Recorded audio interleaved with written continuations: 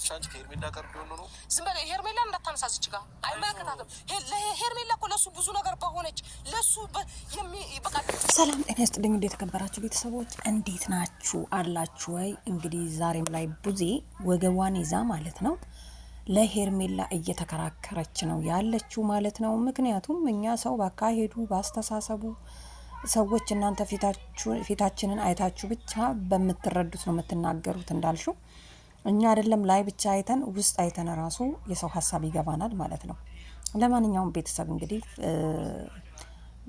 ኤፍሬም ቡዜን ጠርቷታል። ጠርቶ እንግዲህ ምን ጥያቄ ነው የጠየቃት? ስለ ሩታ ነው።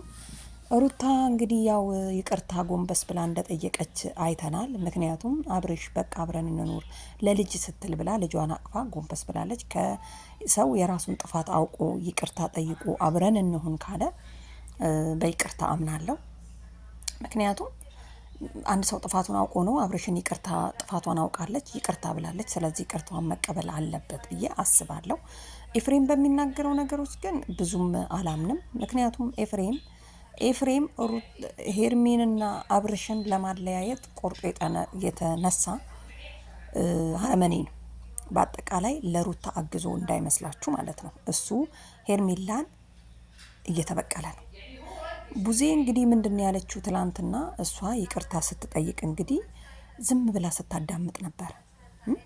አብርሽ ዛሬ ይቅርታ ጠይቀሽኝ አብረሽኝ ብኖሪ ነገስ ምን ዋስትና አለኝ?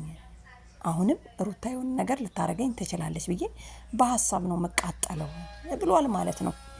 እዚህ ጋር ይቅርታ ከጠየቀች እውነት ሩታ የራሷን ጥፋት አውቃ የልጁ አባት ነህ ለሌላ ነገር ለተኩል ትነሳሳለች ብዬ አላስብም። ግን ደግሞ የመጀመሪያዋ የራሷ ጥፋት ሆኖ አንተን ለዚህ ደረጃ ያበቃች ከሆነች አሁንም አይቀርልህ ማሰብ ጥሩ ነው ባይኔ።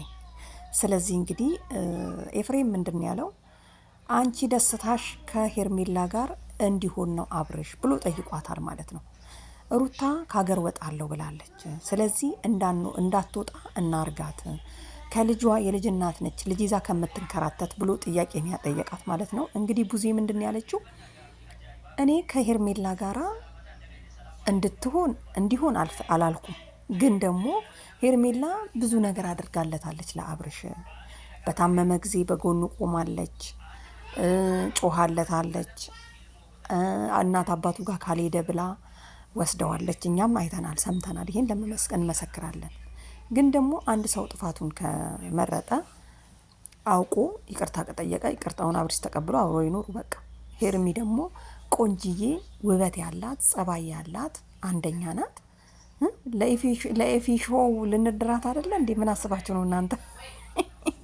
እና ቡዜ አሁንም ወገብሽን ይዘሽ ከምትይ ባለፈ ልጁን ዘቀዘቃችሁት፣ ልጁን ጉድጓድ ቆፍራችሁ ቀበራችሁብን፣ ልጁ ምንም በማያውቀው ነገር ምናምን ስትይ እውነቷን ነው። እቺ ሰው ቤተሰቦቿ ተነክተውባት የሆነ በቃ ስሜቱ ተሰምቷት ነው ብለን እሺ ብለን አለፍን።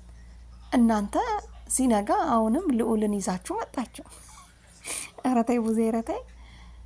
አሁን ደግሞ ሩታ ከሀገር ትውጣ በቃ። አብርሽ የሚያምርበት ኤፍሬም ጋር ነው።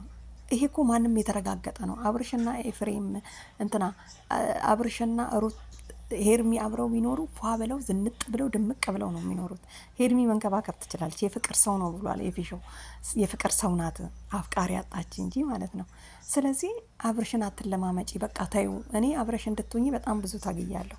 ግን ደግሞ ሴት ልጅ መለማመጥ የለባትም ወንድ ልጅ ማለት ነው። በዚህ ሰዓት ቴክኖሎጂ ባደገበት ሰዓት፣ ሀገር ባደገችበት፣ እኛ ሴቶች ባደጉበት፣ ዲሞክራሲ ባለበት ሀገር እንዴት ነው ወንድ ልጅ ተለማምጠሽ የምትኖሪ? እሷ ተለማምጣ ይቅርታ ጠየቀችው። ይቅርታዋን እንኳን አልተቀበላትም። ለምን? ሩታ ነች ለዚህ ሁሉ ነገር ያበቁኝ ኤፍሬምና ሩታ መሆኗን ማስረጃ ስላገኘ ነው አብርሽ ማለት ነው። ስለዚህ ሩታዬ ላደረግሽው ነገር እንግዲህ ይቅርታ ጠይቀሽም አልተሰማሽም።